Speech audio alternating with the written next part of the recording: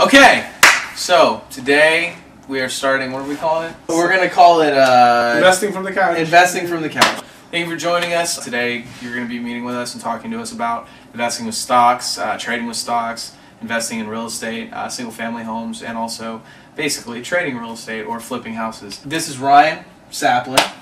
I'm Thomas Rushing, and he is a... You could be like Penn and not be Teller. It's Penn and Teller. They're magicians. Anyway, so what do you do, Ryan? I'm a personal trainer by trade. That's my main job. You train people. I do. To lose weight. So you're a personal trainer, and that's by day and by night, or by in your spare, in your leisure time, from the couch, so to speak. What do you do? I trade stock options. Cool. What's that like? What options allow you to do is you just play a percentage of that stock. It's like it could be 5% or 10%. So basically, it's just like a credit card almost. Gives you leverage. For example, let's say you want to buy Apple. Right now, it's trading at $332 a share. Just say $330 just for simple math. So you buy one share, it goes up $5. From $330 to $335, you sell it. Right? It costs you $300. Well, what if I told you there's a way where you can control or have a derivative or a similar vehicle of 10 shares for $300? Why would anybody trade a single share then? Maybe they just don't know about it. A lot of it has to do with education and understanding how to trade options. And other things too, there's a lot of risk in trading options as well. One of those risks is time decay, because stock doesn't expire, whereas an option does. So if the option expires, you lose all your money. And there's a lot more complicated in this, but I'm just going to simplify it. Let's say Apple gets to 332 and it has a certain volume and has a certain range of momentum or movement. What's volume? What do you mean volume? Volume is basically the amount of shares traded. So 100 shares are traded in one day, or 1,000,000 shares. You don't know how it's going to move. And the thing is that makes options very risky is time decay, one, and next is implied volatility. Implied volatility is going to take a little time to explain, so I'm not going to explain that now. But those are the two major risks when it comes to trading options. There are more risks, but those are the two main. So, you do options trading? Yes, I do. To sum it up? Yes, basically. Okay. Now, if I were wanting to do what you do, what would you, how'd you get started? I joined this company, it's called Optionetics.com. It's an education company that teaches you how to trade options. Now, are you trying to advertise Optionetics? No, nothing like that. Okay. They do have a great program. I mean, there are other stuff and books out there. I remember when I went through Optionetics, they had, this will sound like a plug. It's not an advertisement for Optionetics.com. I'll point right here, because that's where we're going to put the edit right there. Not an advertisement for Optionetics.com. You got started with Optionetics, which is basically, from what I remember, it's a seminar, right? Basically that you went to. And it's a seminar, and what the seminar allowed you to do was, they kind of taught you the ropes. What were some of the things they taught you? Basically having a plan. I mean, this may sound kind of self-explanatory to some, or obvious, but you got to remember that it's just about having a plan, going in, knowing when to get in. You have a plan to get in, and then you have a plan to get out. You have a plan if it goes down to a specific number at a certain loss point, you get out. If it goes above a certain profit number, you get out. Okay. So you know your exit strategy before you enter into that trade. If you're doing it properly, correct. Seems like common sense, but I'm assuming probably most people don't do that. No, it's not. It's common sense, but not common practice. Yeah. Kind of like weight loss. Yeah. It's the same thing, and you manage that. Everyone else is. Hamburger and fries are not healthy. Pizza is not healthy for you. I don't have to ask you that question. You know that. Yeah. Everyone knows that. It's just a matter of being able to do it is much more difficult. If I was a beginner, what would you suggest I do? This is what I recommend you do. You go to Yahoo.com or Yahoo Finance.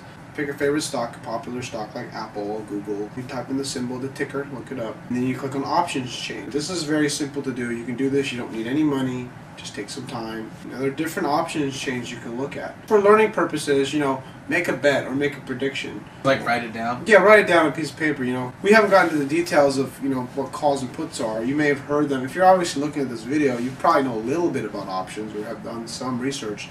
So you probably know I'm assuming you're going to know what a call is and what a put is.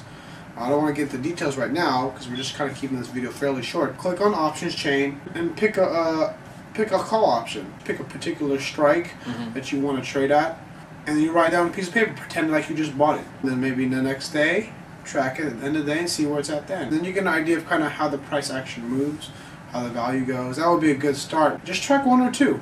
Just track how the stock's doing, basically. But track the option and the stock, and look how they function together. What are two pieces of advice that you can give to somebody who's starting out?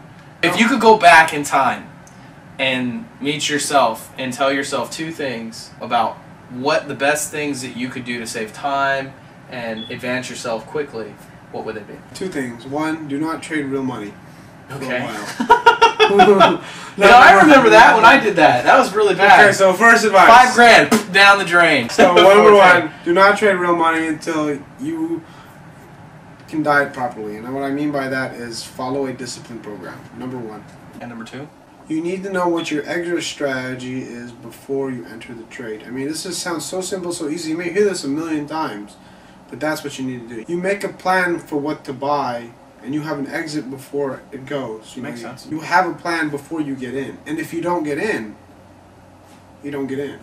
You know? What do you mean if you don't get in, you don't get in? Let's say you're waiting for a stock to go to a certain price before you put it in options position. So don't get so you put bent out of shape. So yeah, if you miss the trade. If you miss the boat, because if you, so to speak, miss the boat, you actually didn't miss the boat because it didn't go to where it needed exactly, to go. You know. That makes sense. And that's kind of what. So those are the two things. If you would have been able to go back and tell yourself that, how much time do you think it would have saved you? If I could have followed it, you could have seriously followed it. Yeah. I probably, you'd be a professional I stock could probably trader by professional day trader by now.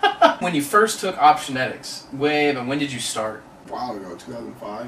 2005, that's 6 years? Yeah. What's the most you've ever made in one transaction, and how did that actually unfold? I bought a position for about $250. What stock? Just Google. Was it an option? It was a stock option spread. It's a call spread. Okay, explain that in layman terms. What does that mean? Basically, I'm betting that the stock's going to go up. You made a bet that the stock's going to go up? Yes. Okay. And it did. What happened? On the $500 turned into $2,000. Nice. About 3 weeks. You made an extra $1,500 in 3 weeks, and you cashed out at that point. That was your plan. Well, what I did is I cashed out half the position and then let the rest just kind of ride out. How did that work? Basically maxed out. Maxed out. So did you end up making more than? Yeah, definitely. How much? Probably not $300 more. So $1,750 basically. Yeah, $1,750. Yeah. Nice. I wish I could do that with some stocks. So Like, I seriously. wish I could do that more often. Like, yeah, what's preventing you from being able to repeat that? It's just, is it getting lucky or? A combination of being lucky, being disciplined. The stock market is basically, for options especially, is a casino house, and you got to realize that everything is against you. If you don't have a lot of money, as in the billions of dollars, then you need to find a strategy that's going to work. So typically short-term trading is not going to be good for most people. You got to focus on a little bit longer term, weeks and months. Okay. You know, which is still trading. It's just planned out. Yeah, it's just a little longer period of time.